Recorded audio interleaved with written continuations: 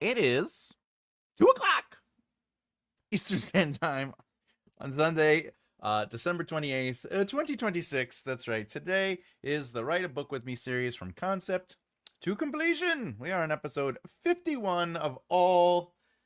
Wow, 51. We just did 50. It was last week. 51 seems a lot bigger than 50. I know it's a point difference. 51. But we're here. Anyway, welcome to every Saturday and Sunday we do a live, where Saturdays are more educational and craft, where we do real examples with some business talk. But today is all about writing a book in real time. Boom. So if you haven't been here before, I'm gonna go over the spiel. But before I do, we got some hello flowers. Oh yeah. Oh, by the way, you could ask questions throughout the entire session. It's all about being here and available. I'm a developmental editor and a writing teacher. So it's like free advice. What's up, bro? You have been here for 51 weeks. That's wait a minute. That's what? You get a heavy metal applause. Yeah. That's what I'm talking about. And by the way, it feels like I've known you forever, but it's been about a year. It's been about a year. It's crazy. It's crazy how long things are going. What's up, Maro? Yo, yo, yo, yo, yo. Happy Sunday. What's up, Afghani? Welcome to the show. Welcome. Big hearts to you always. Yeah, I mean, the love and we've been on this long journey. And yesterday, or the day before, you were reading the book and you found out something, and wow, who knew? Who knew that about poor Leah? All right, so if this is your first time joining the show, this is the spiel for everybody who's clicking on the video for the first time ever. We are writing through the Thomas J. Bellezza's writing process. I'm not saying this is the correct process. This is just the process I use. However, it's nice to see behind the curtain in real time on the screen while I work through things, just to see, there's something new, something different you can try. And in reality, you could ask questions even if you're not on the live show. Ask them in the comments. But as you can see, we have 21 steps. We've already done the first 6. So obviously, if you go back and watch this series from the beginning, you'll see all of it, brainstorming characters, etc. Right now, we are adjusting what I found through my organized notes and putting them into the 0 draft chapters, which is just what I found. So we've been flying through this. Yes, that was a moment I noticed. Yeah, no, there's a lot. I assure you, flowers, there will not be the first holy what moments, especially once you get to Act 2. Hi, I got a hardcover notebook for Christmas this year, so I am rewriting my story in it. You're breaking up as you talk. Yeah. So I am rewriting my story. There's many reasons for that, but I apologize. Hopefully it's working already. All right, let's get into it. Just for again, for anyone who has never seen this series before and you're popping in and you're watching the re-record or you're sitting here live with us, I did give myself some restrictions. I'm writing in science fiction. I'm normally epic fantasy, though I do love crime and thrillers. But I am known to also help with romance novels when it comes to development editing. However, I'm going to try to write all fantasy, which we've been doing a pretty good job. We are not currently in the prose part of the writing process, but I will be writing in first person. Traditionally, I write in a cinematic third person limited rotating, whereas this I'll be probably cinematic first person because I like to frame things because I come from a screenwriting background. However, I will add, it will be a new experience. All right, let's get into it. We are currently on chapter 7-1.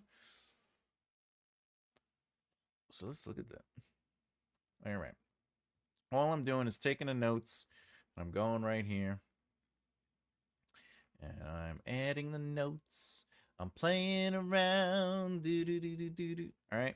So again, Sweet, I hope to get a giant notebook one day. I tend to write faster than typing. Interesting, interesting. I'm the exact opposite because I have dyslexia. When I write longhand, I mess up the letters. I have to write capital. My brain just, I used to be really good at script. It was, but writing, I still couldn't get it. But when I use the keyboard, I don't spell as poorly because my brain is not drawing out symbols. I'm just pressing the letters. But interesting, interesting. All right. So if you're wondering what I'm doing, again, I know a lot of you have been following me, especially Flowers, for 51 weeks. Much love, much love. This is for anyone who's watching on the replay and or are joining us now for the first time. This is zero draft. So it means that it's just all broad general ideas. I'm not writing prose, though there are some, and I absolutely could write prose if I so decided. There's very little dialogue, though there could be lots of dialogue. See, there's some dialogue. So right now, what we're doing is we're adjusting what we have, and we're adding the notes into the chapter. What's up, SB? Hello, everybody. Ooh, I type far quicker than I write. But if I have to think more about it, I write it. I write it. Oh, I see what you're saying. Yeah, you scribble out ideas.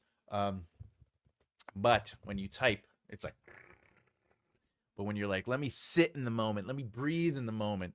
Well, that makes sense, yeah, because then, yeah, all right, I like that. All right, the owner shop has a mending kit, a device that activates cells to heal. It only works with small cuts. Oh yeah, that's right. Okay.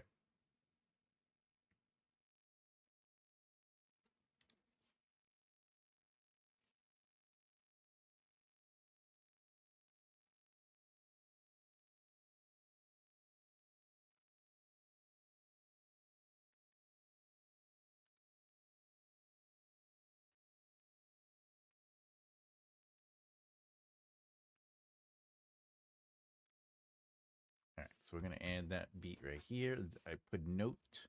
This is a new note.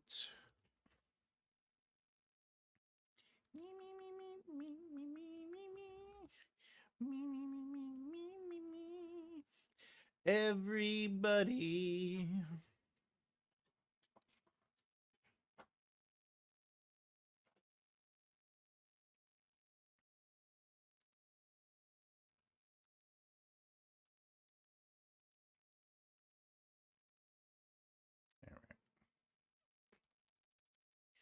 Okay. So what I'm going to do is I'm actually going to take this note and I'm going to put it down here just because it's attached. So the reason I'm doing that is because this note is actually attached to this beat. The boss walks over, asking her about the current. All right. Okay. So I could even do this. He notices that she is hurt and helps her. So that's actually technically a new beat. So walked over, asking her about the content, and should be able to read. And then this actually becomes a new beat. And then we could actually attach this to that, and boom. All right. Let's go back up. Let's go back up. The notebook I have is from Amazon. It has 300 pages, so I do know my kind. That's awesome, Hannah. Very nice. Very nice. What's up, Diana? Yeah. Not much but the sky. And this notebook came with tabs, so I could separate my pages for each category. That's fantastic.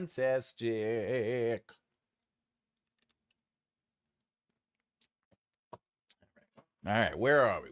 The song playing on the radio should come from a band that is popular in the galaxy. That's gonna go here. That's going to, what the? Look at that. All right.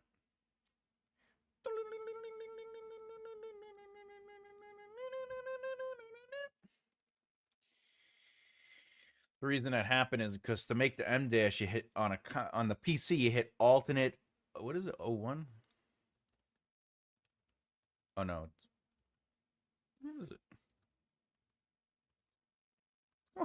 I can't find it. None of a. What happened? Huh. My brain is going,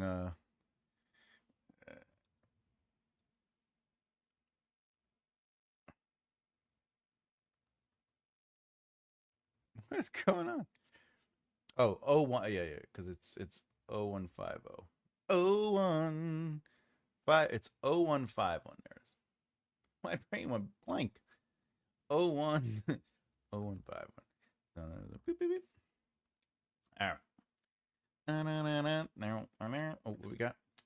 Look at that. Flying through this chapter. All right. She's working on actual guidance rays on the ship and something as well.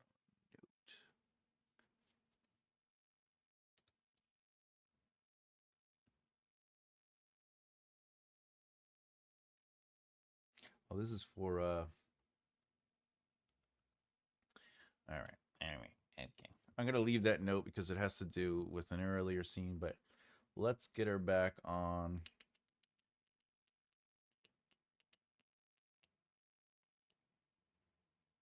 We're gonna actually bring this note here.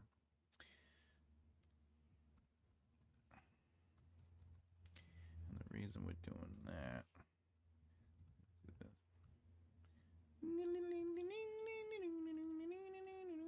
And then we're gonna change asking about the current job and if she'll be able to work on so and so ship.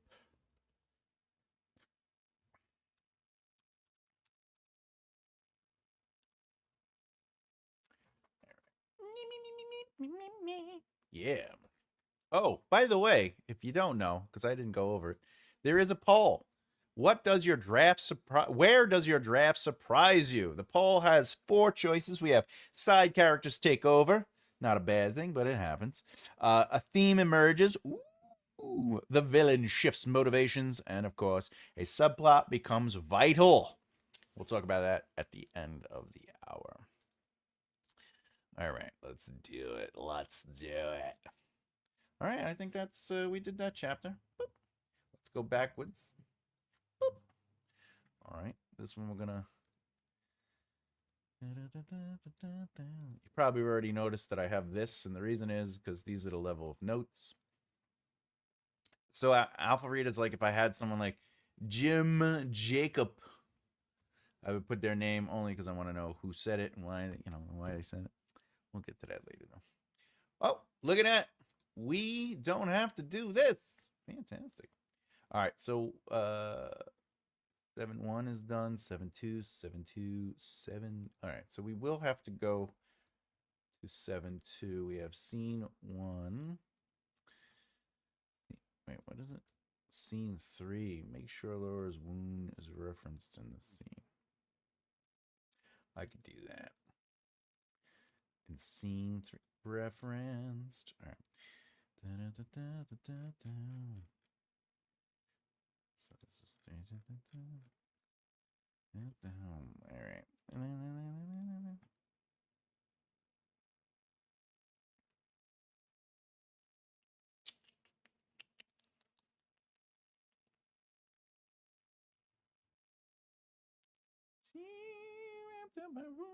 Okay, we reference it there.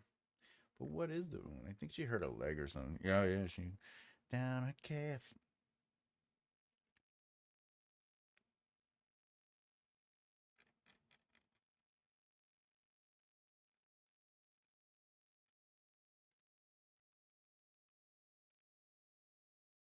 Oh, balance, detail, and reader immersion.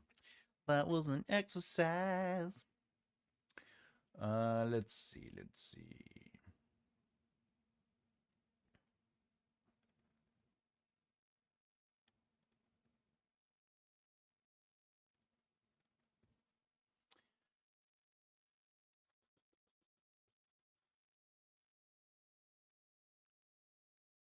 Her leg hurts.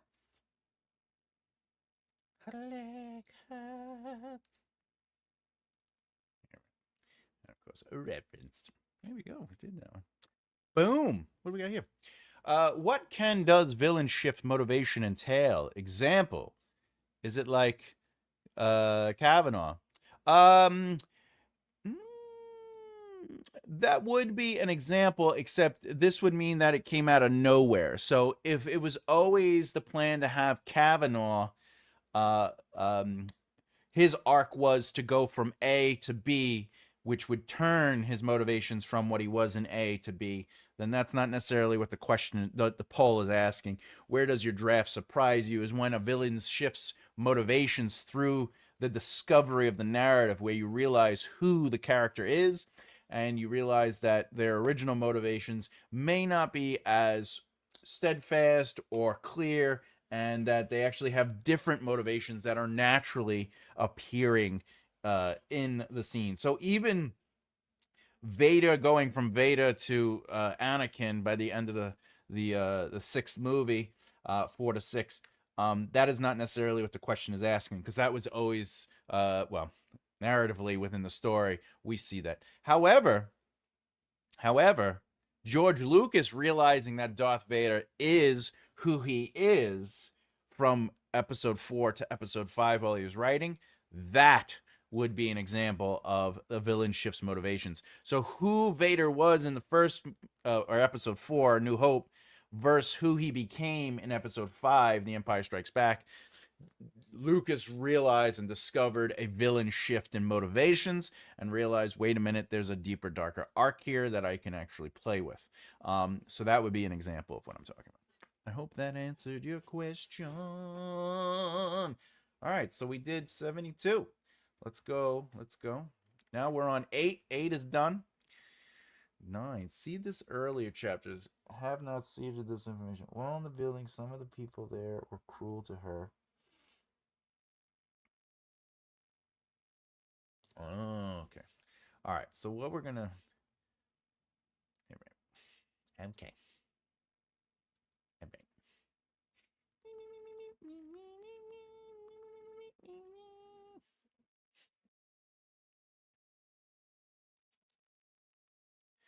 Hello, Cindy. Welcome to the show.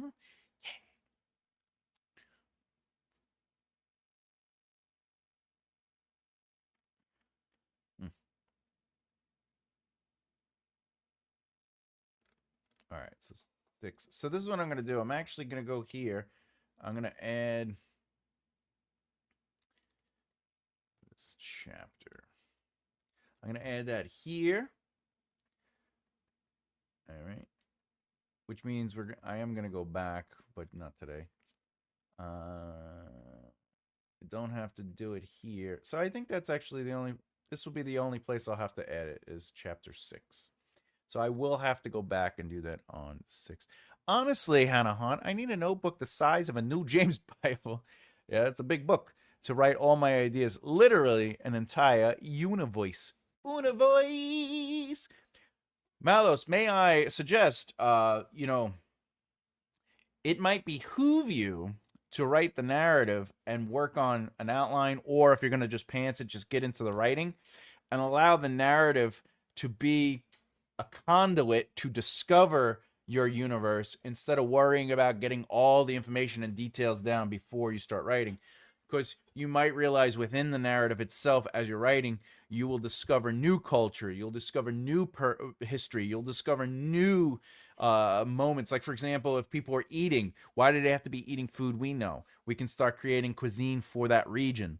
Maybe the building designs would change based on the region or wherever it is.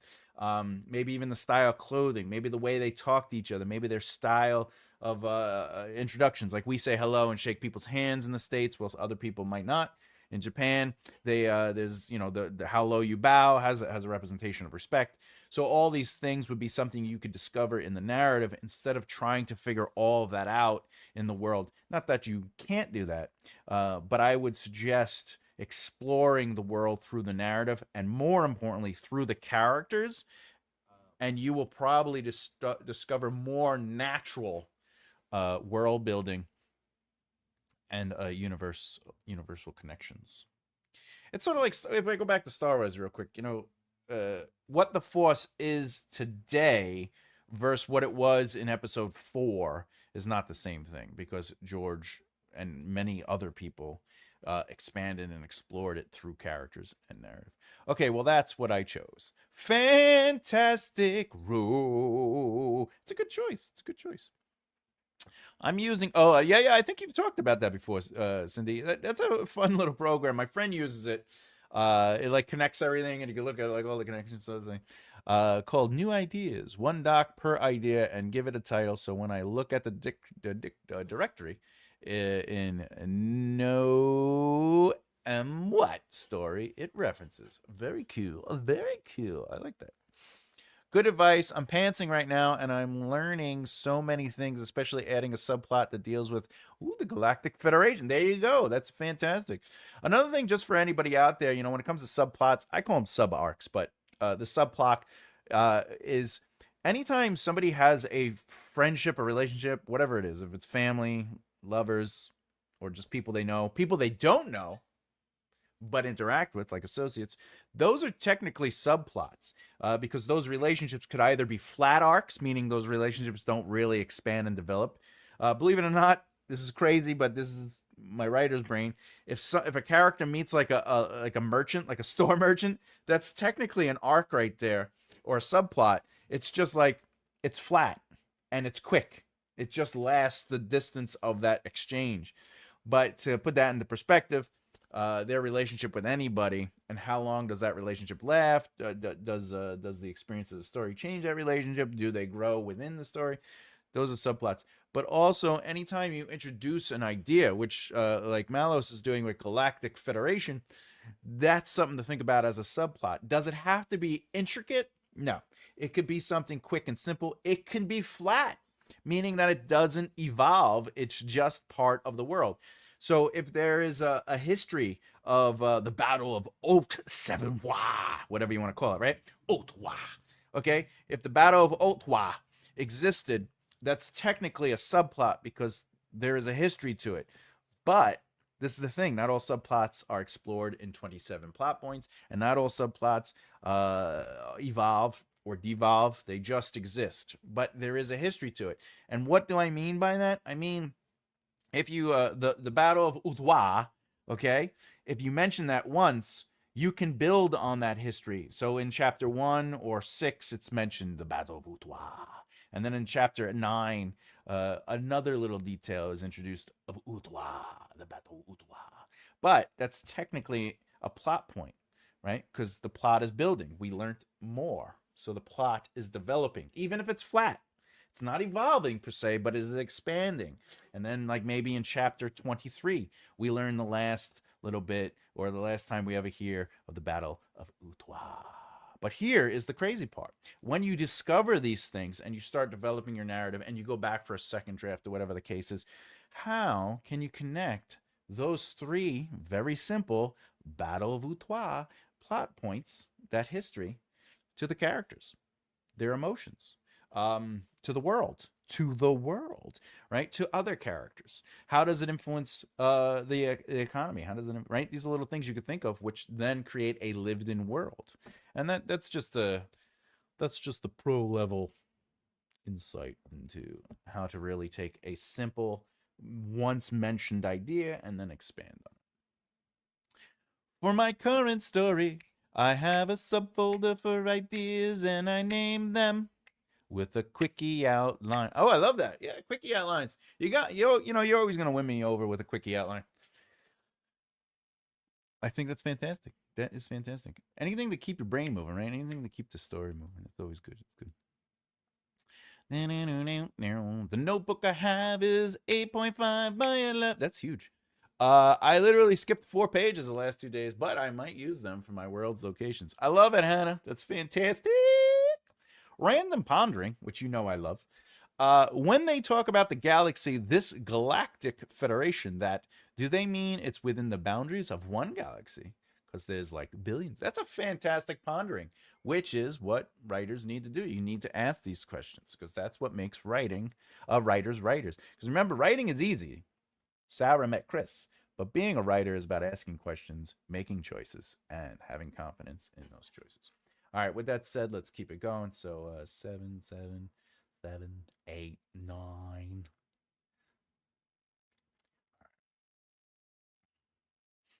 So this one we don't have to do. 8, 9. 9. 10. Maybe have the warden comment that the prison on the planet from Act 3 is full. Oh, yeah. Okay. Okay.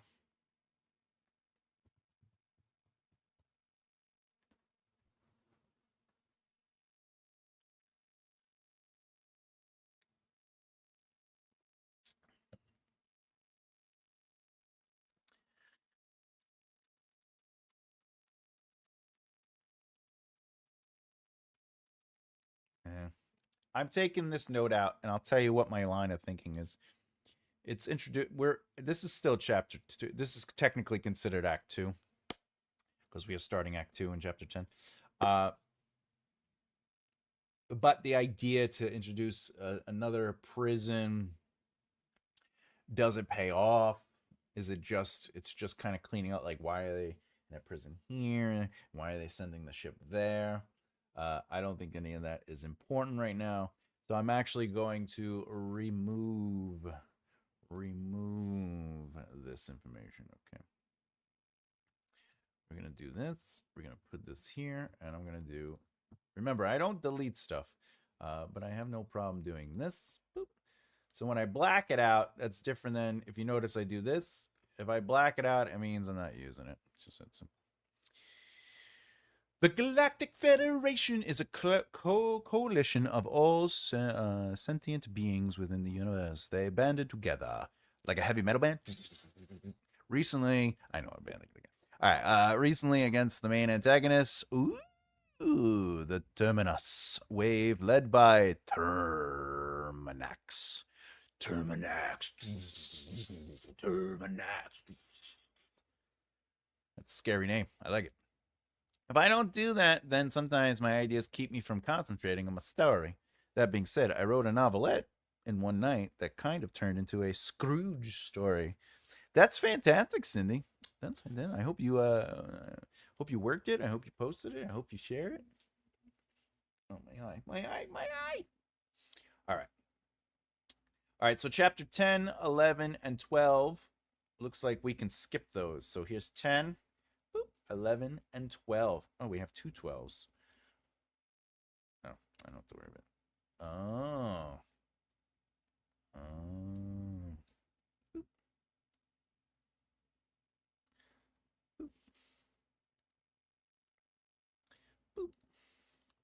Looks like 2 12s not even bothered. Look at that. All right, 13. 13. Name of the book that the cellmate says they're going to get. Oh, I gotta name that book. All right, this is an easy one.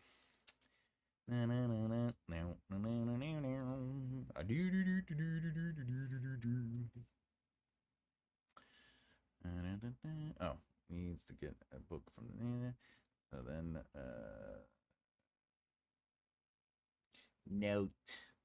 notate this information. Yeah. You got to notate. See, by the way, this is a very simple part. We're just taking the notes that we built through the last step and just adding them into the zero draft. I'll give a little caveat, a little inside knowledge. For a book that I'm like writing, keep in mind there probably would be a little bit more prose and a little bit more dialogue than what I am doing. I'm trying to keep this moving for everyone here, just so you can see what the mental process is. And the reason I say that is because at this stage in my writing journey, I do a lot of the work in my head, and I think about it during the day and the week, and then of course I write every day, right? So there's that. I'm trying to keep it a little bit more simple and straightforward without going steps ahead or without kind of thinking like, oh, I know because there's shortcuts I could do right now that will influence later, but I'm not going to do that during this particular series. I'm just trying to keep it to basically the general way I approach it. But with that said, it's still basically the same thing where, if I had prose or not, they wouldn't be extended prose. They'd be like the examples I've been showing. throughout the series. I would just take the note and try to fit that note in, and then maybe write out the beat. So that's something I would do. But right now, well, I'm not gonna do that. All right. Oh, there we go. Make sure Laura's gone. If it doesn't fit. Okay, that's good. Yes, yes, yes. Oh, look at that. The love interest. You got that love interest. You got that love interest. You got that love interest. Doo, doo, doo, doo.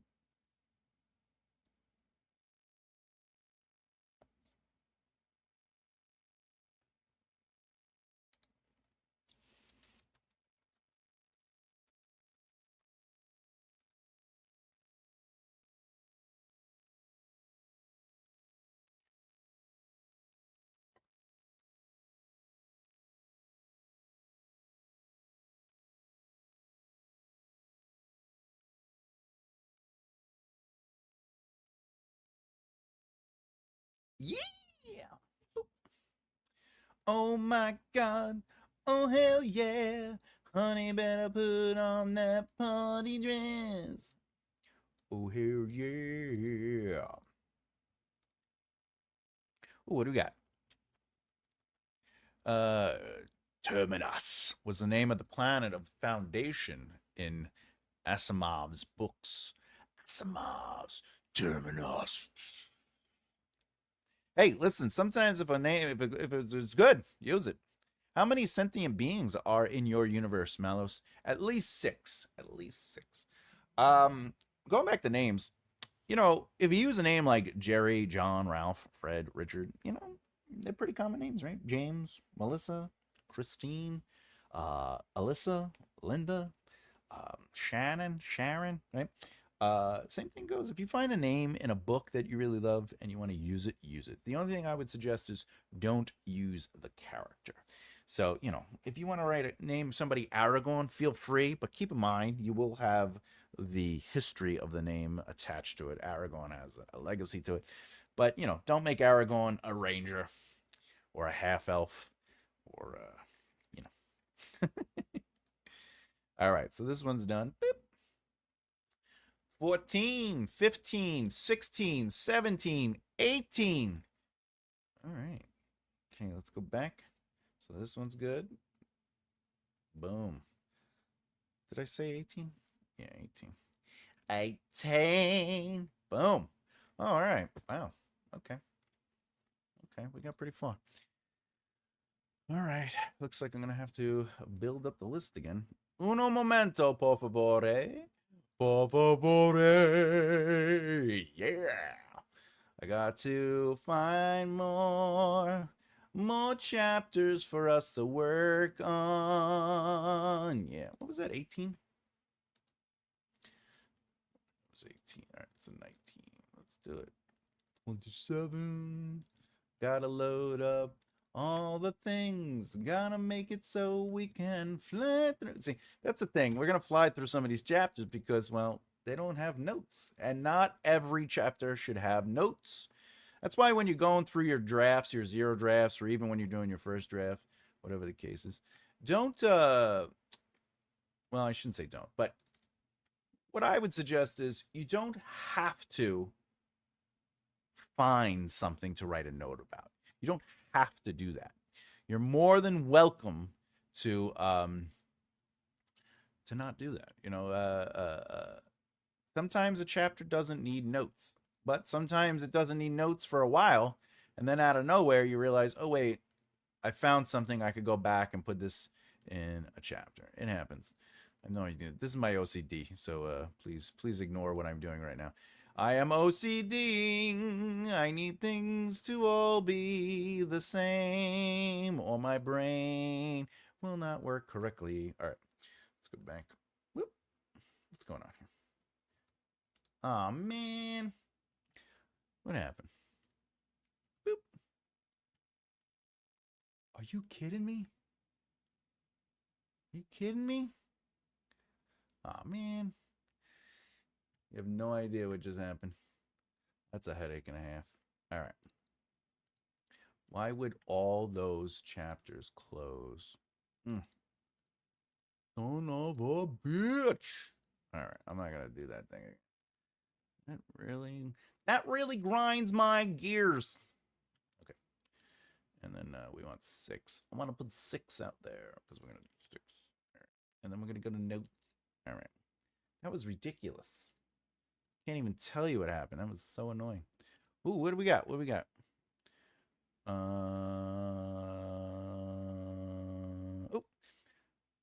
I had an idea sitting in my head for several weeks now for a short story, but haven't started it. Well, what's going on? Why haven't you written anything down? Maybe a couple notes like, hey, they like papayas. It's not in, those ideas. Well, what's Stephen King say? I linger on ideas, and if they vanish, they weren't good ideas. I don't believe in that statement. I believe any idea can become a great idea. You just got to put work into it. But you still have to track those down. Those are your gems, my friend. Those are the gifts of the writer's mind. This week at work is going to be short because everyone is still on holiday vacation. Next week, I have my last week of vacation. Hey, it's good to have those vacations. I'm telling you right now. I'm telling you, vacation time. Yeah. What's this? As many as there are stars in the sky. So, oh, I like that. Some good, some evil, and some neutral. Some are artificial, and some that are demi-humans.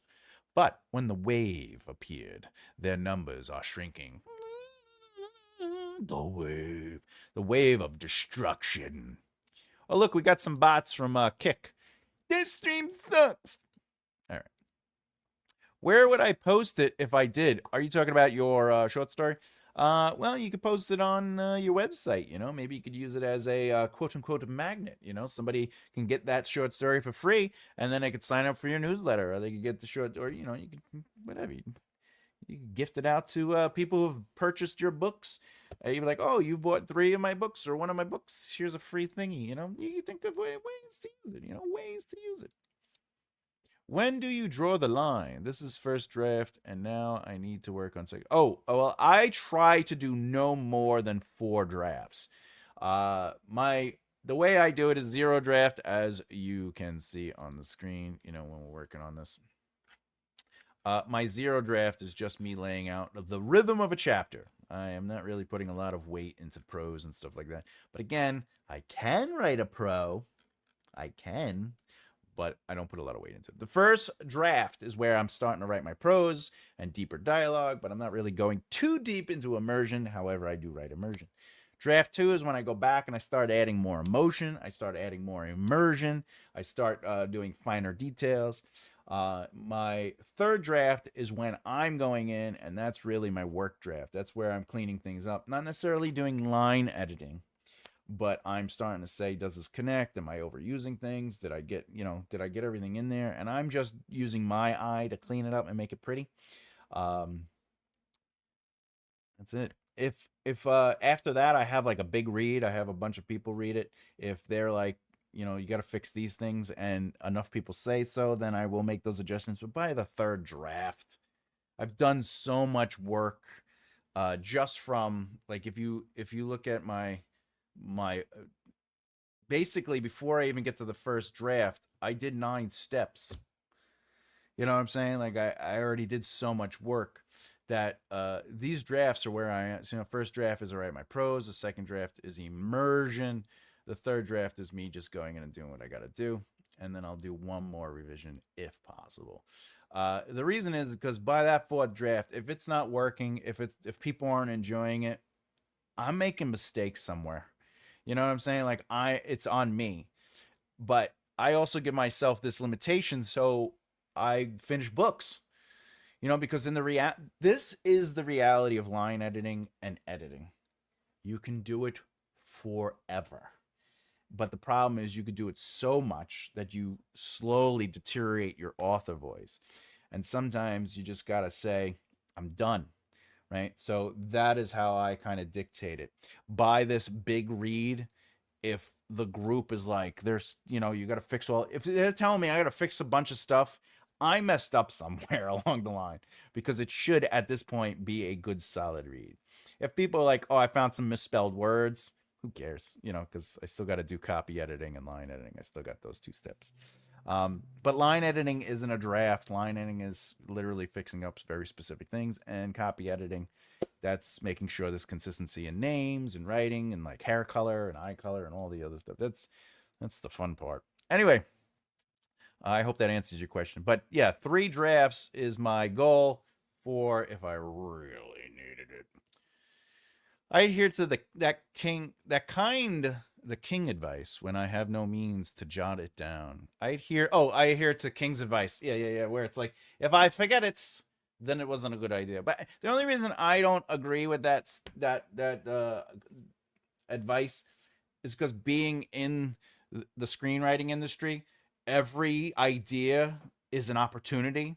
And like when you're at the table, like I don't know if they still do write like a head writer with like a writing team now, because the way I hear about, like, my writer friends are telling me that like they get hired and then they're home writing, and like they just get hired to write an episode and it's based off of like notes from somebody who is the head writer, but like there's no input. You're not being hired for input anymore. You're being hired to just write whatever they tell you to.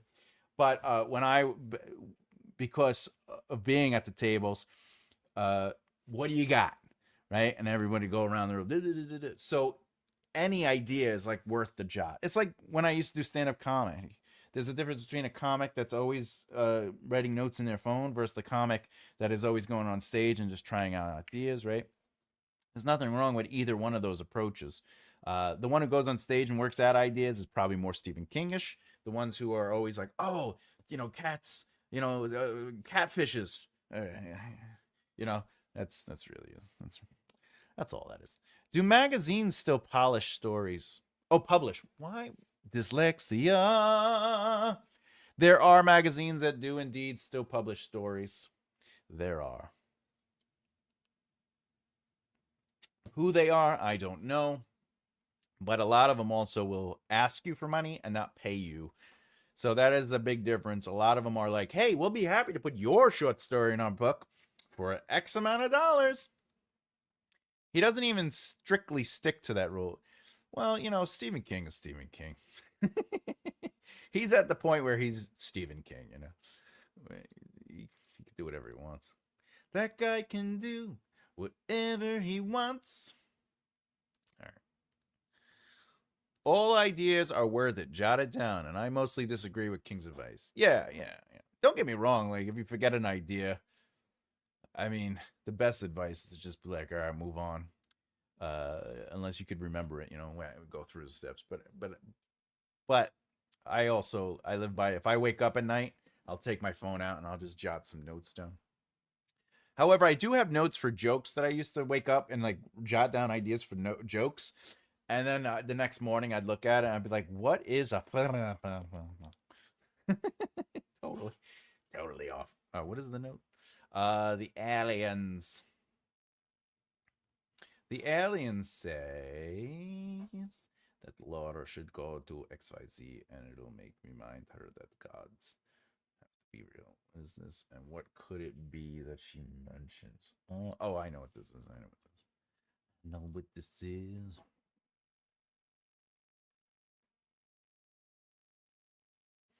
Yeah, has to do with this. Has to do with this. See, I remember.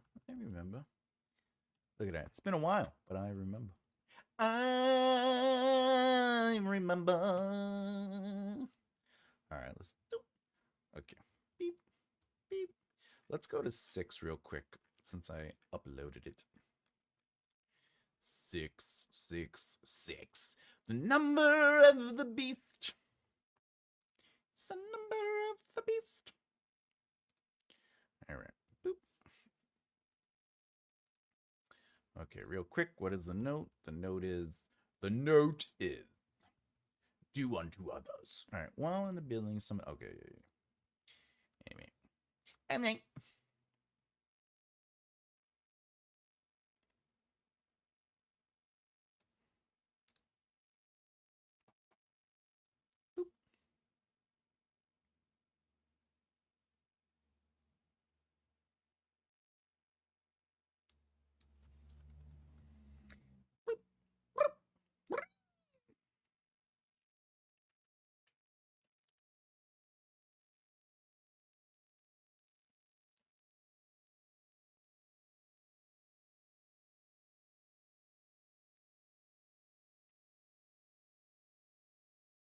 All right.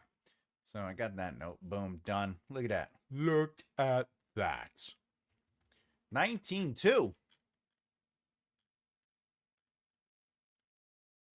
19-2 has no notes. 20 does. 20 does. 20 does. Oh, we got more? All I did. Oh, wait, we already. Yes, mellows, we've already. My brain forgot. Okay. Boop. Don't you forget about me. No, no, no, no. Don't you forget about me. Yeah. Creatures need specific sounds that are unique. Reading through, where are the creatures? Oh, we're in Act 3, huh? Are there no creatures in this? Oh, there's no creatures yet. There are no creatures in this chapter.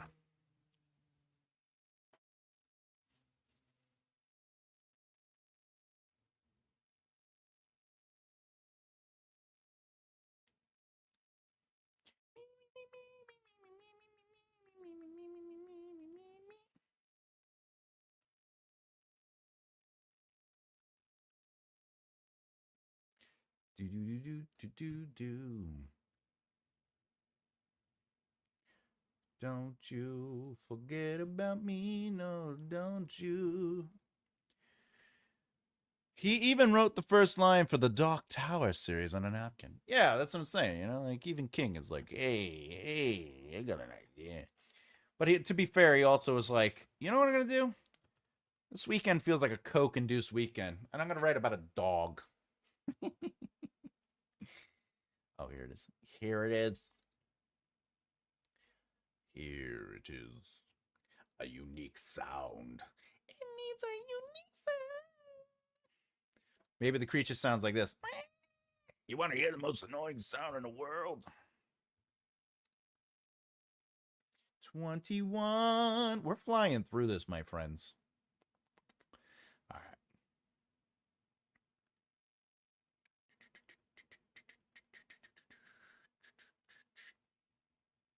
Note that we are doing what we need to do. All right. I'm going to take this note and move it down here too. Flying creatures. Flying creatures. I'm crazy. It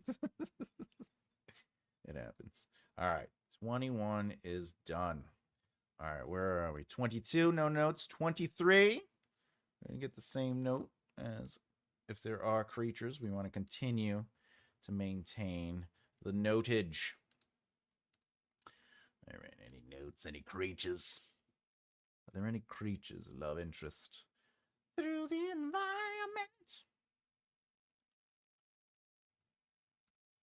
Oh, wait. Good, I kept it as it was. Do do do. I kept it as it was. Do do do. You're done. 24. More creature sounds. That's what it's about. All right, let's do this. 24. Creatures, creatures, creatures. Where are the creatures? Where are the creatures? Nice. Nice. All right, creatures are done. Creatures are done. 25, 26. Oh, all right. 5, 26. Last chapter, everybody. Woo! All right, we're right there. We're about to put the last bit of notes in. Woo! 27 has a few notes. All right. Boop. There we go. There we go. By the way, if anyone has questions about what I'm doing or why I'm doing it, please ask questions. If you have questions about your own work and you want me to answer it, feel free to ask. We are a supportive, loving community here. Plus, I love answering those questions. All right. Ooh, what we got? Thank you, SB. Yeah. You make me want to shout. Put your hands up and shout. Also, we're getting very close to the end of the hour, so if you haven't done so already, please. Where does your draft surprise you? There's a poll in the comments section. We have side characters take over, 7% so far. A theme emerges, 43%. Nice. The villain shifts motivations, 21%. And of course, a subplot becomes vital, 29%. Also, if you haven't done so already, remember, you gotta bloop that beard and bloop that like button. All right. I have an M dash question, as in places I am struggling to get it right. Ooh. All right. Let me have the question. Is that the question? Is the question is I am struggling to get it right? Give me the question, flowers. You know. Oh, here we go. In some places, I'm having trouble recognizing when to use a comma versus an M dash. How do you get this right? Usually I understand. Just sometimes I think I could use either. I'll give you the writer brain advice. So the M dash, if you don't know, is the longer one for anyone who's paying attention. All right, M dashes are used for very few things. First, a cut in action, thought, or behavior. So, let's see. Thomas. I'm just going to be very simple. Thomas was dreaming of cats running around the house. The cat jumped off the counter. The counter. Ooh. All right. Thomas awoke from his sleep, sweating. All right. So you can do that with narrative. You're allowed to use the M dash as something that just stops a moment without going to a period. Okay. And of course, you could do that with speech too. But there are a couple things with speech. When it comes to dialogue, I'm thinking. Did you say you knew someone? Okay. So it's a train of thought switch. So I'm thinking we can go blah, blah, blah. But instead of finishing the thought, I'm thinking, wait, didn't you say you knew someone? It's a train of thought. It's also, I'm thinking, how about you stop thinking? Let the big brains do the work. Okay, it could stop a thought. So that is the most traditional way to use it. When it comes to writing a narrative thread, all right, you're asking for the comma versus the M dash, okay? It would be almost identical to the dialogue element. It's a switch in thought. It's a accentuating. So, the wind on roaring thunder, smashing his ears.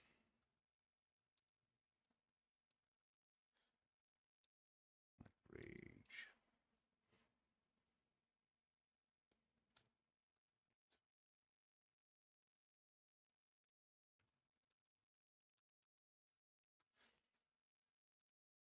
All right. Yeah, like you could say extra information, but I did this to use the comma just as a so the comma keeps the narrative thought moving, and then the M dash itself is sort of an aside, something that accentuates it, something that is sort of is information that isn't necessarily moving with the thought, but is important to the thought to sort of like add a little flavor or extra information, if you want to call it that. Okay, so you can do it that way too. The only time I wouldn't use M dashes, and this is where they say somebody used AI, is when it looks like this. If I took this same sentence, AI will actually cut out the comma and make the smashing in his ears an aside, like raging, and that's when you know you're using it incorrectly. And the reason is because smashing in his ears is a part of that narrative movement. You know how we talk about movement a lot on this channel? The wind howled in a roaring thunder, smashing in his ears is still part of one movement. However, I would argue, like rage entwine within a battle of gods, that's sort of, what did I do there? That's an aside to the thought, or it adds to the thought, or it adds, like it's adding color to the movement and not necessarily attached to the movement. Uh, I don't even think you could get away with this. I don't even think that would work because, like a rating, yeah, because uh,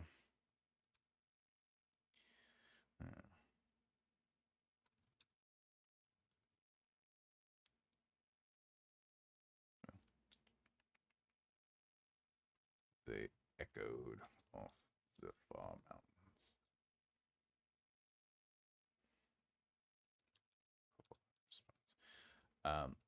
That's me using everything I possibly could. Uh, so that would be. Oh, good. I spelled everything right. These are technically, or I should say, this is a movement, and then this kind of adds flavor to it. And then this is technically a new movement that I'm attaching to the narrative flow of the previous movement. Uh, and that's why I could use this the semicolon.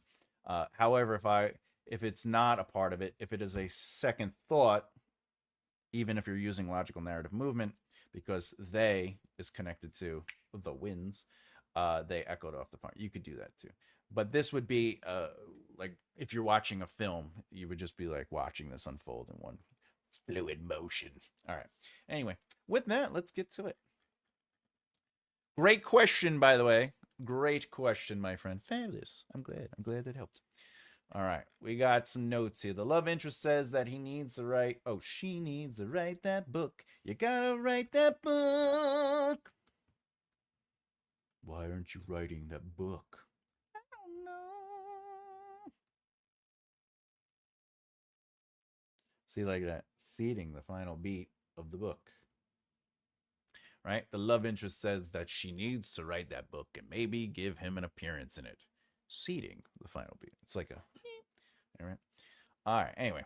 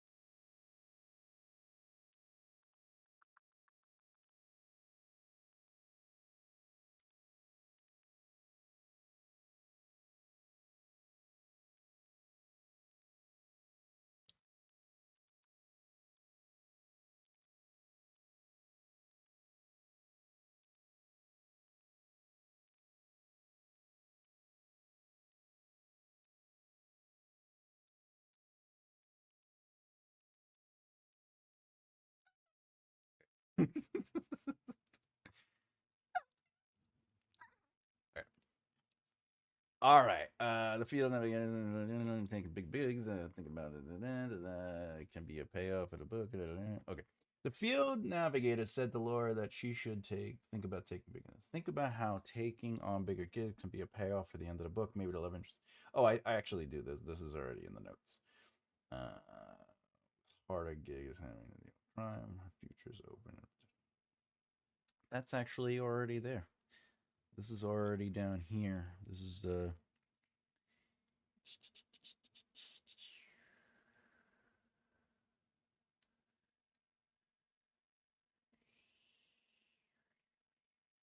Yeah, it's already there. But I think I'll do this just so I have the notes. Oh. Oh. You know you love the way dance. Snap out of it. Have you ever danced with the devil in the pale moonlight? What? It's just something I say before I kill my victims. And more of the dog creature. Oh, yeah, we need dog. We need dog.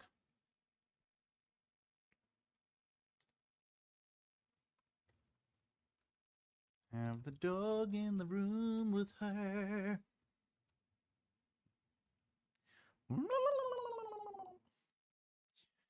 Those are the noise I make when I'm crazy. When I'm crazy.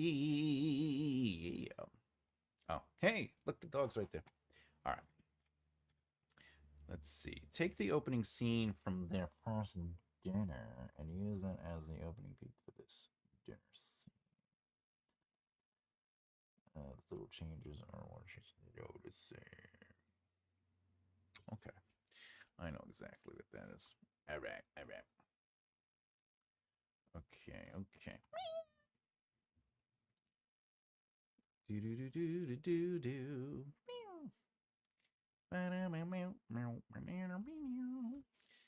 I think that'll be an interesting beat.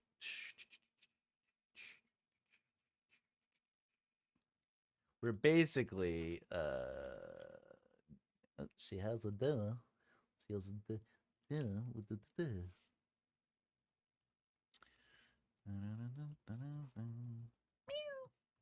The cat's here. The cat's in the cradle and the silver spoon. Little boy blue and the man in the moon. When you coming back, I don't know when. Maybe gonna get a bigger meal. Yeah, a bigger meal. I said the cat's in the cradle and the silver spoon. Little boy blue and the man in the moon.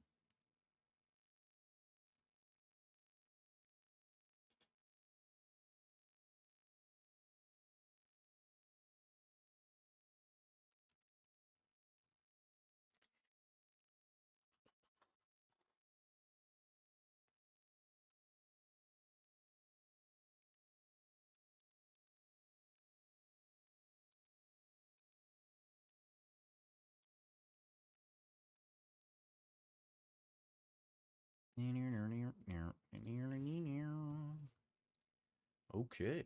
All right. Okay. All right. Oh, there we go. All right.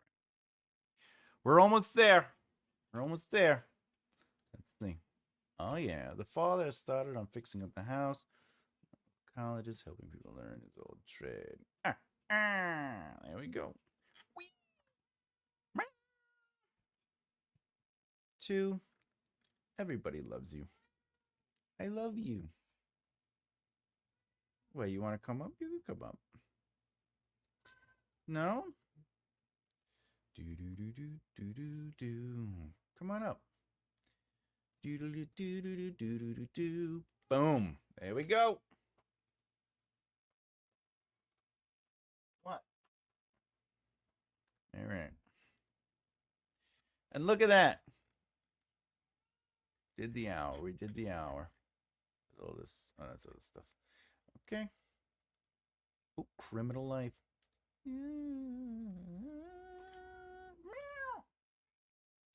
What, baby? What, baby? All right, there we go. So what's next on the agenda? Ooh, we get to mark it off. Boom! Yes! We are done with 7 of the steps, which brings us to alpha readers. Congratulations! Woo! Victory is ours! Yeah! Do. 2, we finished! All right, so what are we going to do? What's going on? How are we moving forward? So next week, since we finished our hour, next week what I'm going to do is I'm going to...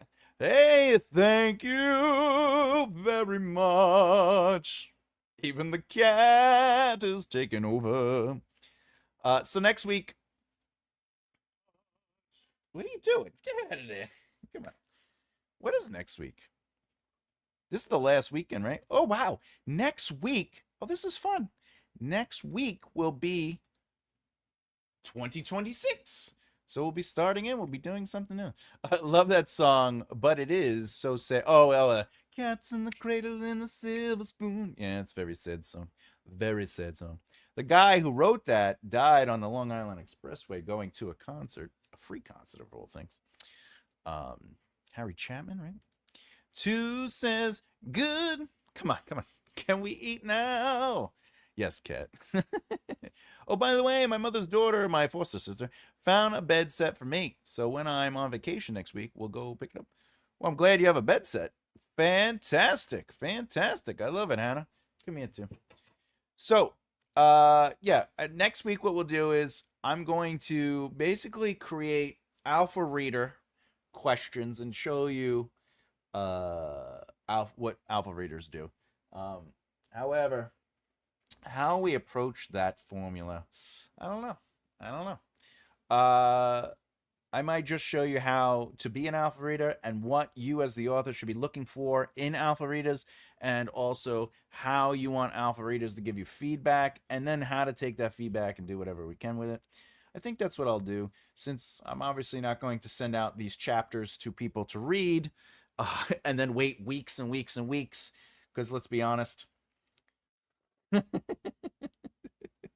don't necessarily read in a productive amount of time.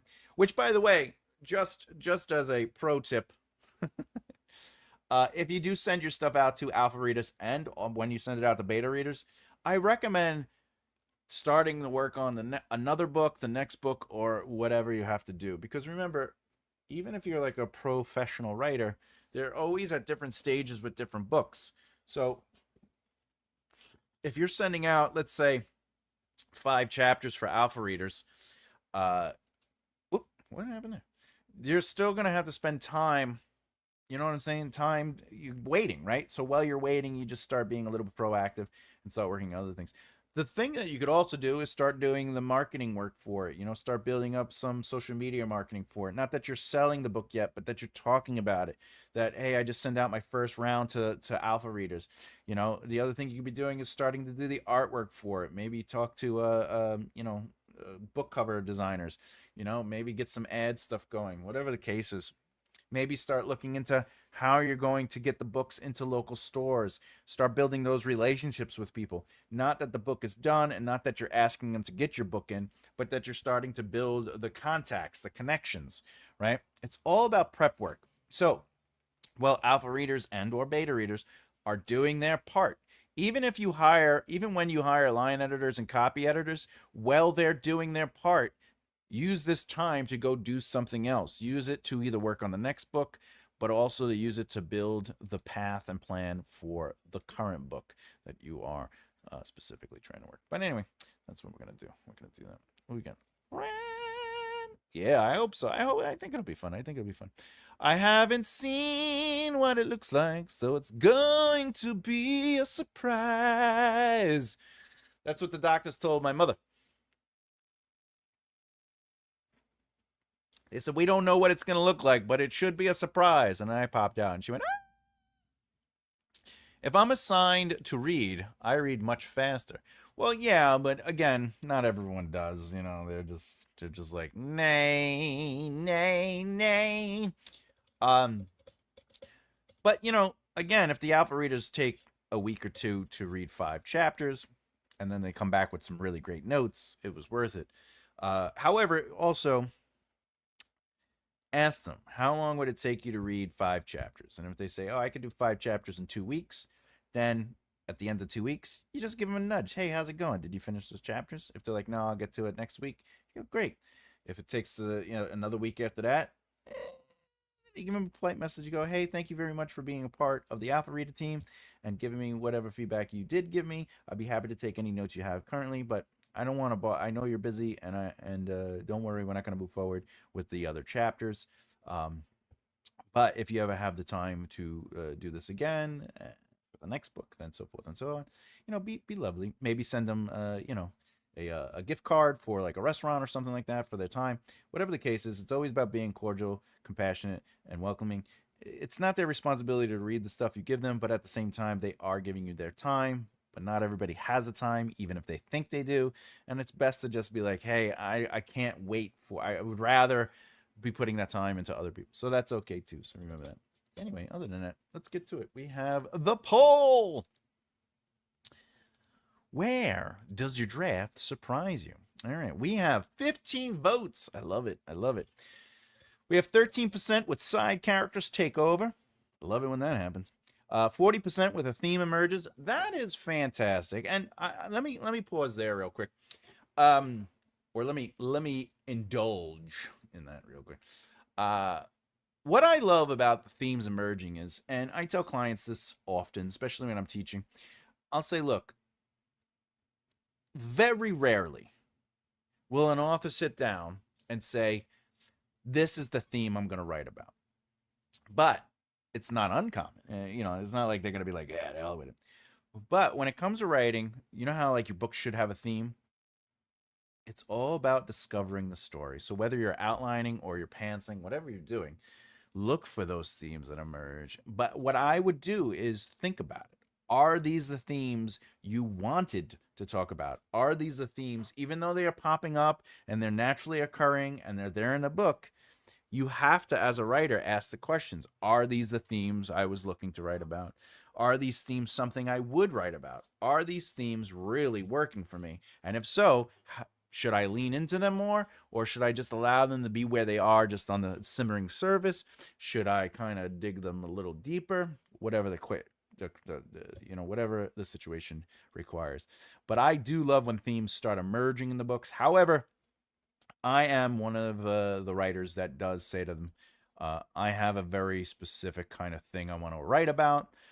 So for the epic fantasy series that I'm writing about, each book is basically a theme. And the titles have something to do with it. But I will say this, I do not discourage the discovery or the evolution of newer themes that appear within the book as well. But I do go in writing, like, for example, Death of a King. In my mind, it's about found family and kind of basically, rediscovering peace in the fall of trauma and tragedy, for many reasons. Not only because writing this book came after, like, really writing that, like going in to write, like being like, this is going to be the book. Obviously I lost my parents. I lost my dog too, though some people would be like, oh, it's just a dog. But I lost all three of them, like, boom, boom, boom. It wasn't like, hey, I lost one, let's grieve. It was like, I'm grieving. Oh, another death. I'm grieving more. Oh, and I had three grieves, and very quickly. So this book was, the first book, Death of the King, really was an opportunity for me to explore that grief and the grief others find. Though Devious does deal with survivor's guilt, I'm not dealing with survivor's guilt, but grief is something interesting to me, so I wanted to explore that theme. But there are definitely other themes in the book, but that's my point. And I love when themes emerge, because you realize, oh, my subconscious is playing through these things, or these characters are developing in a way that are exploring these themes. And I think that's beautiful. I think that's something interesting.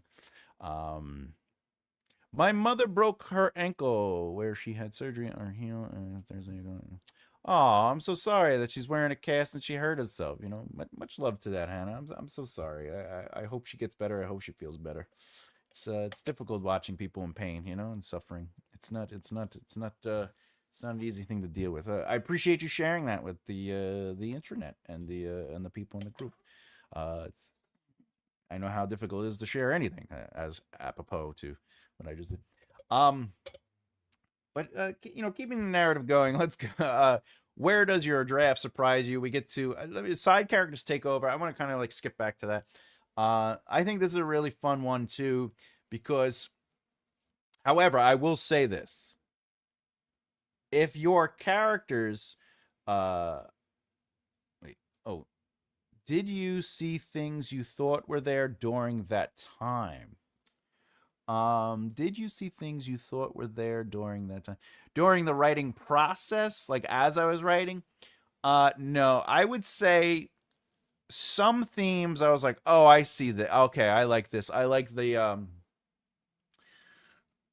I like some of there's religious themes in it as well. Not like, our religion, the religion. But I like the idea of the mortal gods and the divine gods, like the divine gods from Torin, Katian, and there's another place as well. But then there's also the mortal gods. So I did see that theme, and I was like, oh, good, that is something I definitely want to play with. Um, but other themes emerged more during the second draft, uh, definitely during the third draft, and absolutely during my polished draft.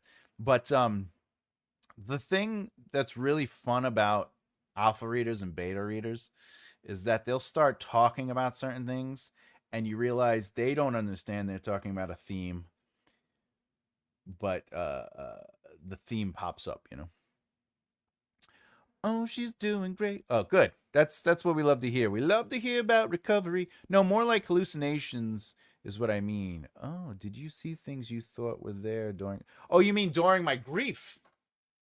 Well, yeah. Yeah. You see, like you see things move in the corner of your eye. Uh, you know, you think like I thought I heard my father a couple times. Things like that. Sometimes I would wake up and I would like go to pet Perial. That's my dog. Who would always sleep at the side of the bed. Just because I thought I heard him. I thought I heard him breathing. Cause I was crazy. Uh, Not crazy. I wasn't crazy. I was grieving. Um, but yeah, wide awake. Yeah. Cause I did. Yeah, like wide awake. I would be like, I would just hear my father, or I would see something move, and I'd be like, "Hey." Um. So yeah. I did experience those things the other night. Actually, crazy enough, I shouldn't say crazy enough, but I like woke up in the middle of the night, and then my dad opened the door, and he asked me if I wanted if I if if I wanted him to turn the light on, and I was like, no, you don't have to. And then he sort of like walked to the other side of the room, and then he just stood there in the corner, and then he walked back out of the room and shut the door. And then I couldn't tell what was real or not. It was very interesting. So I kind of went back to sleep. Oh, you mean like I saw a bat and a butterfly a few times? No, those things I didn't see those kind of things. I just experienced like like audio thing, or like sounds and things like a lot of heavy stuff. And thank you, flowers. Thank you. I am here, and you are here. Oh, look, everyone's here. What's up, Em? What's up, Richard? All right, before I start crying, let's get back to the. So, where does your draft surprise you? We have side characters. Let me talk about that. So, side characters take over. I do love this, but you do have to be careful they don't become the main uh, focal point. So, keep that in mind. Um, but that doesn't mean they can't get a little bit more time. But I think it's important that side characters do sort of start taking over a little bit in a sense of, oh, I'm discovering who they are. But then it's our job as a writer to sort of pull them back when and where. Have I just entered the Twilight Zone? Yes, you did, sir. Yes, you did. Um, but I think narratives can truly benefit from side characters saying, "Hey, look at me, pay attention to me. I want to do more." And they start making choices. Now that sounds a little like, hey, what are you talking about? Characters aren't real. But if you're writing characters with positions and you're writing characters with motivations, they do start becoming real in the sense of like if they behave outside of those truths, they feel awkward. But who is this character feels very real because you understand what they would choose to do because of positions and motivations and whatever else. So I think that's important to pay attention to uh, for sure. When I saw the bat, I pounced from the bed to shut the door so the cat didn't go for it. There's me looking for this thing and it's not there. Oh, like you saw the bat, and then when you got up to stop to shut the door, the bat didn't it was no longer there, and then you were like, where did the bat go? That's interesting. I wonder what the connection is to that emotionally and truthfully to your experience, to whatever the grief or trauma was dictating? Or is it truly, for lack of a better word, a divine blessing, like a message of like, hey, I just want you to know I got home. Some of my editor's comments have low key had me howling with laughter. I would love to see some of those comments, please. I would love to see those comments. The best one today was, what nipple?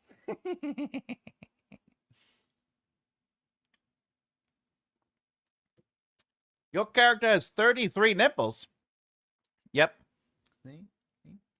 Interesting. Interesting for sure. Yeah, that is interesting. I love how the mind works. I love how our experiences in our subconscious works. So yeah, where does it, we have 16 votes right now? That's fantastic. If you don't know, I'm talking about the poll and the thing. Where does your draft surprise you? We have side characters take over, themes emerge, and then of course third, 19%. We have the villain shifts motivations. This is an interesting one because again, we're discovering characters, right? So at a certain point, you're going to discover who your antagonist is or antagonists, but the antagonistic force. And you might start realizing that maybe the original, because sometimes we might start off with something very generic. Bad guy, villain wants to take over the world, or villain wants to kill someone, or villain is bad. And then when you start really playing with the character, you start realizing, wait a minute, this character is three-dimensional, especially if I play with these elements. Society is the antagonist. That is a fantastic, yes. I can't go, but that's a good choice. And yeah, society could be the antagonist. But my point is, the villain shifts motivations is you start learning who they are. You start learning their positions, their real motivations. And if you notice those things, I would recommend questioning them, thinking about them, making choices, and potentially leaning into those things. Because you never want your antagonistic force to just be like, I am the darkness. Now, if they're shadow daddies, that's a whole other story. All right. And then finally, we have 25%. We have a subplot becomes vital. This is actually one of my favorite surprises when you've been working on a subplot, but again, I call them sub-arcs because I always attach any plot device I attach to a character, and that's how I build my narratives. I'm not saying you have to do that. That's how I do it. Because I connect it to an emotional truth. But when you start realizing there is this thread there that you sort of either had touched on, like I talked about the Battle of Ura, right? As an example. Even if it's like 1, 2, or 3 little points, you realize, wait a minute, there's something more here. There's something interesting there. And to me, I think a narrative is definitely, for sure, benefits from adding value, depth, and flavor to a subplot or a sub-arc. Because I write epic fantasy, but you could do it with a romance. You could do it in anything. If the only plot that is getting the juice is the main plot, the central conflict, it can get stale. It could get very flat. So at times you want to really make it something more. Because let's be honest, what is a romance's plot? Character A falls in love with character B. That's technically the central conflict, right? Their relationship. But how do you build on that? Well, it's all the other stuff around them. It's character A's secondary or tertiary story. It's character B's secondary or tertiary story. It's character A's best friend or parent or brother or sister or cousin or coworker's story. It's whatever the case is. The more you could expand out from that, it adds flavor and color, which then actually elevates the interest to the main plot because we already know they're going to get together in a romance. We know the good guy and the protagonist is going to win usually, more often than not, right? So how do you drive that? How do you create the engagement? And it's through those subplots becoming vital, becoming part of the needed engagement, the thing the readers are like, oh, I can't wait to see what happens with this person or that thing, but also I'm interested in the main plot, but I love these little things. So it's important to think about that too. So with that, we got 17 votes. We are going to end the poll, and we are at A Theme Emerges at 47%. Whatever you chose, there are no wrong answers. It's just interesting to see where we stand and the things that we like and that do surprise us. For me, I do love when themes emerges. I do love when subplots are probably my favorite because I feel they build the most. But again, each one of those are fantastic choices. So thanks to everybody who sat down and gave a vote. Boo boo. What do we got here? We got some laughing right now. I was going to eat my junior mints. Eat those junior mints. A subplot sprung up and is brought in with a twist in a character. I love the surprise. Yeah, for sure. Yeah, there's nothing more exciting than being like, oh, there's more to this than I thought. And wow, I could do something with that. So that's always good. Yes, like in Emma's story I'm reading, has dog training and a contest with the dog in it, even though it's a romance. Yeah, there's like the romance. Like, we're gonna fall in love. You know, I would do anything for love, but I won't do that, right?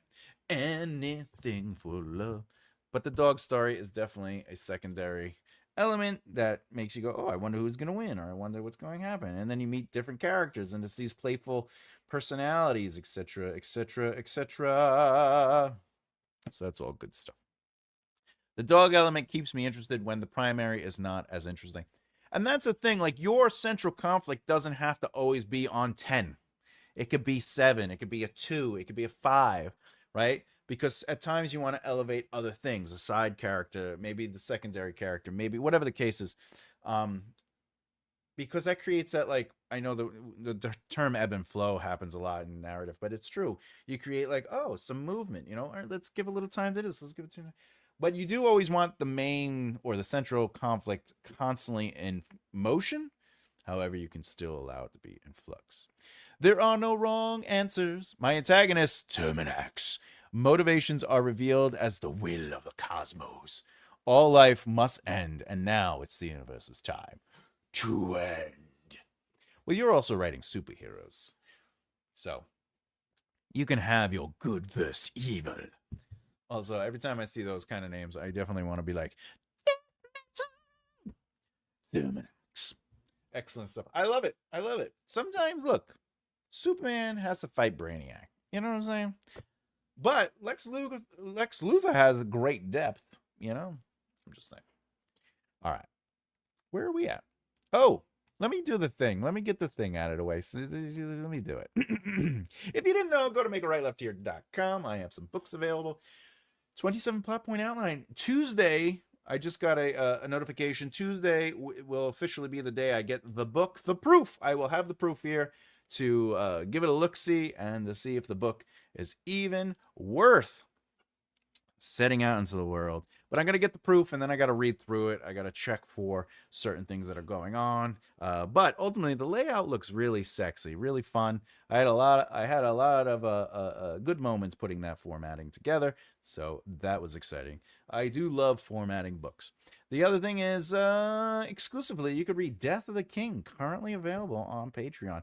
Right now, I think there's 16 chapters available. So if you join the Scribe tier on Patreon, go to makearightlefthear.com, then go to Patreon. If you join the Scribe tier, you have basically 16 chapters to read. I think it's 16 that are currently up that you can look at. But the reason I say that is because weekly they get released. But I will also add, it is not just reading chapters. It's educational. It's showing you the evolution of these chapters.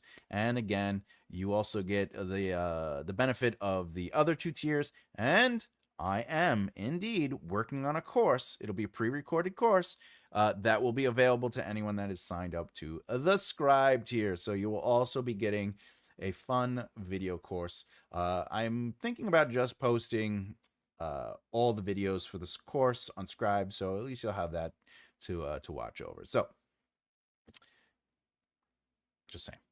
And then, of course, I have the Breaking Down Success Book 1. I am now currently continuing the formatting on Book 2. I sidestepped that to get this book done. So, all those books are available. Please go to makearightlefthear.com. That's all I'm saying. All right. What we got here? What we got? Buy my stuff. I have four main characters called Sophiel, Jophiel, and Saraphiel. And I'm writing their stories. Yeah.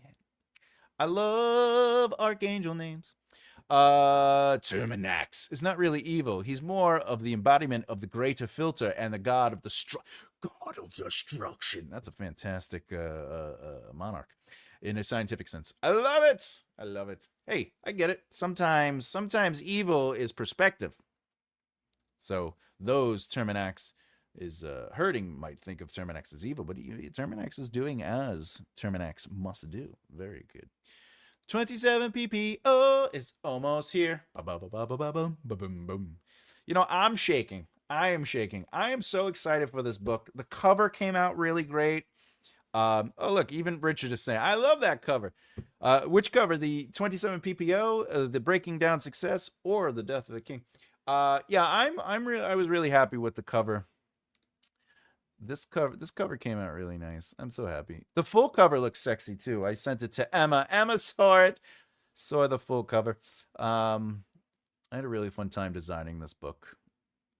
I was like, yeah. My whole thing was like, and I also made all the chapter things have the teared paper, so it all has the teared paper. Anyway, I really did love making this one. What we got? What we got? What we got? Grabby hands. Ooh, books. Yes, books. Books. That's a writer's OJ.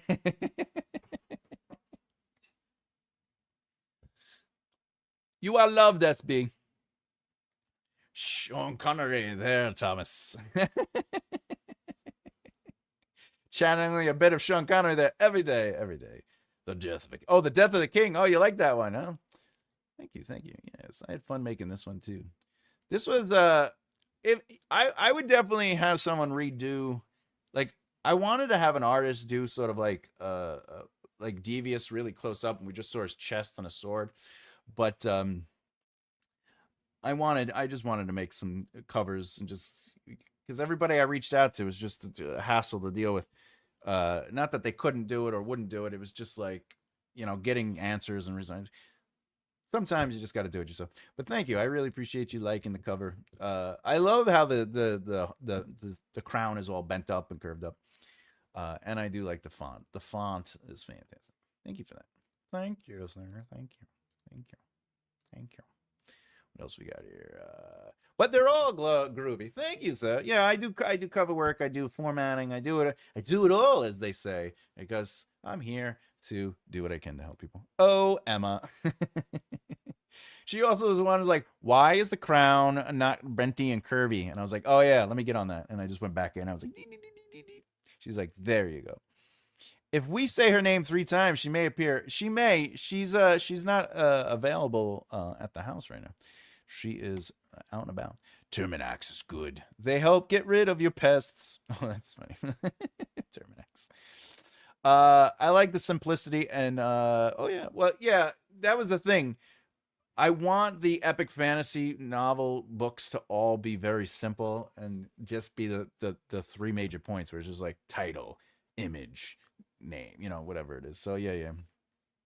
Fonts. Thomas, you are the font of all knowledge. They call me Mr. Know-It-All, but I don't know it all. Oh, Hannah, that's great. My notebook has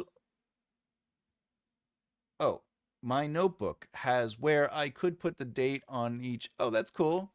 That's fantastic, Hannah. Hannah Hart with a notebook gives her the option for a date. Yes, I am all knowing, but no, I am all knowing to know enough to know that I don't know enough to know enough. Keep it simple, stupid. Yeah, the kiss way is always the way. It's kiss way. Though I say that, but this design. But see, you can't see me pointing. The breaking down success. This is the logo, but I still kept it simple. It is all directional. It is all eye movement. And the same thing with this. I just was like, bloop. I don't really like the crazy fonts with. I don't think I have any book examples to do the crazy fonts, but I don't like when there's a lot of hoopla.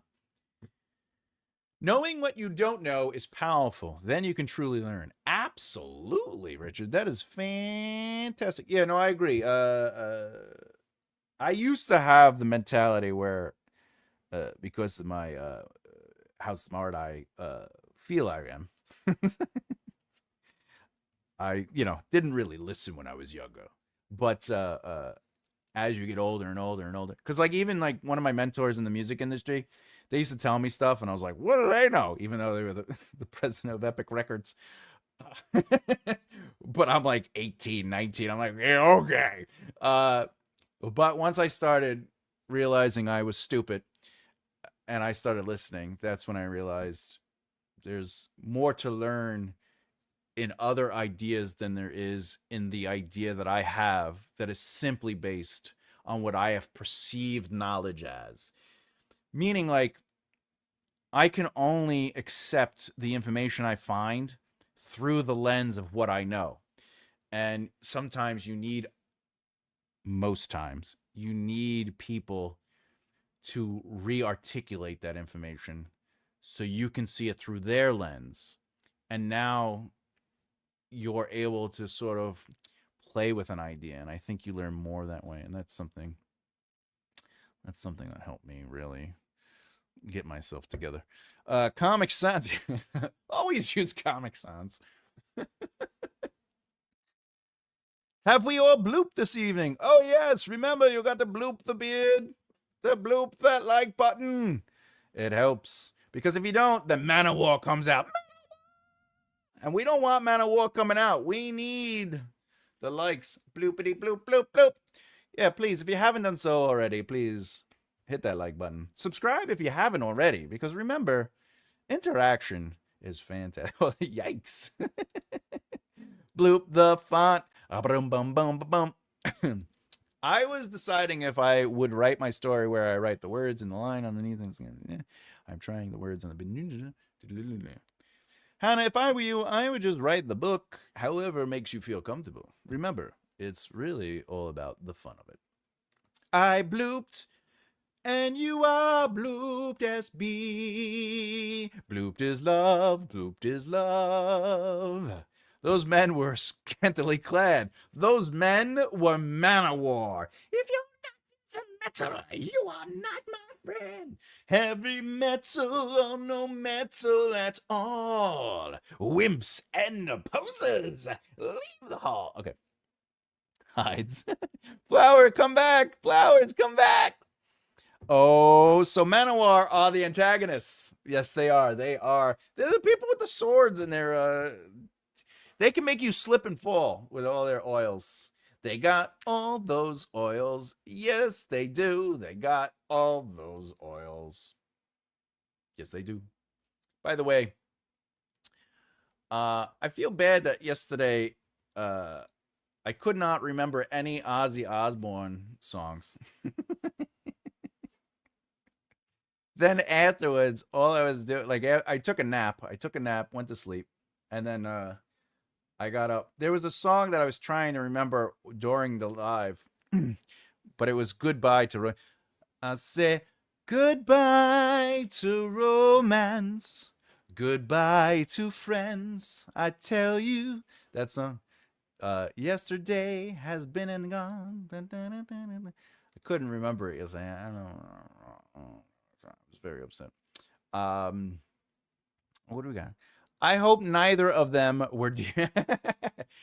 I assure you, none of them are even close to the size of Devious. Devious is like, I think he's like 6'1" and a house. He's just massive. He's just a big guy. But what I love about Devious is he's not just like a big guy. Like he's not just like fight, kill, break. He's more than that. And I kind of like, that was something I was very interested in writing. I'm gonna go edit, Richard. Go edit and do what you gotta do. You gotta do what you do. Later, skaters. See you later, Richard. See you later. They would antagonize me. Did you wind up looking up the words to Little Ducky Doodly Doodly Doodly Little? What is it? Little Ducky God. Jesus. Let's see what these are.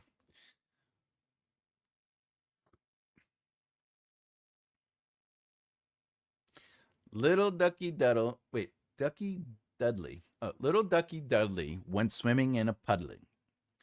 What is it, Duddle? Oh, little Ducky Duddle went swimming in a puddle. A puddle so small. He said, "It doesn't really matter how much I splash and splatter.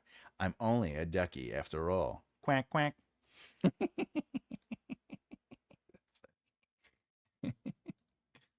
uh, Screaming at the window. Watch me die another day. Hopeless situation. All right. Anyone have any questions before we go? You want to do you want to do a round of questions? What do we got here? Answering audience questions. If you have questions about your writing or what we talked about today, feel free to ask, and I'll give a little answer. If not, we can call it a day and go. We could just call it a day. All right, let's see. Rewrite the greats. I want to hear Nicole sing it. Nicole does not sing. She just is present and amazing. That's her superpower. It was nice having a guest on, you know. I'm in the mood right now, so I'll catch you all next time. SB, much love. Thank you always for coming out and supporting, and thanks for everything that you do to show me that kind of love. And to you, if I don't see you, I wish you a fantastic and merry new year. I'll see you next year. Go right, damn typos. You are loved, not judged. We're here to elevate and celebrate you, my friend. I'll see you next year because that is where we will be. Love and light, my friend. Love and light. All right, everybody. We don't got the questions. That means we're about to head it off. All right, that's right. Next time I will see everybody, it will be the first of the year. That's right. The next show will be on Saturday, the 3rd. So if you want to know what's coming up this Wednesday and Friday, just so you know, this is the last week. This is the last week of videos. And then we are in a new year. But Plot Point 7 will be Wednesday's video. So that should be really exciting. But I don't know if, what's his face? Afghani, I don't know if you're here. But Thursday will be a video on book covers.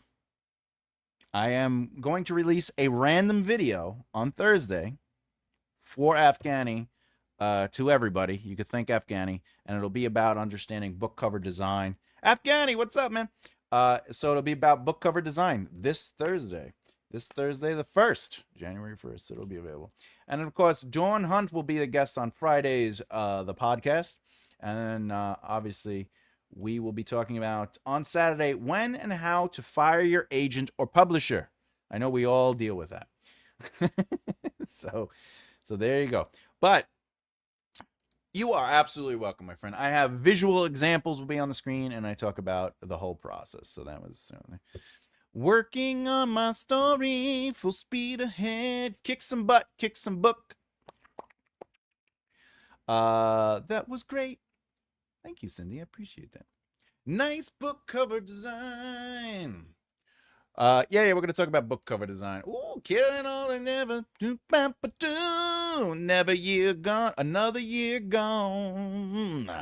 I am very interested in that video. I might watch that since I'm off Thursday. Fantastic, everybody. But with that, I want to say to you, this year has been amazing. And not because I'm doing YouTube, but because I get to spend every weekend with all of you. And we get to chit and chat. We get to talk about craft. We get to talk about other things. We get to laugh. We get to get scared by the man of war. And of course, of all things, we get to behold the sword of bloop bloop. And without you, really, I'm just sitting here, picking my nose, brushing my hair, and just yapping into the nothing, the ether. But because of all you've made my year so magical and so powerful. and I'm just beyond grateful. I have no resolutions for this year because there's nothing I want to change. I just want to continue to do what I can to spend this time with you and give you information and, laugh a little, cry a little, learn a lot, and just have fun.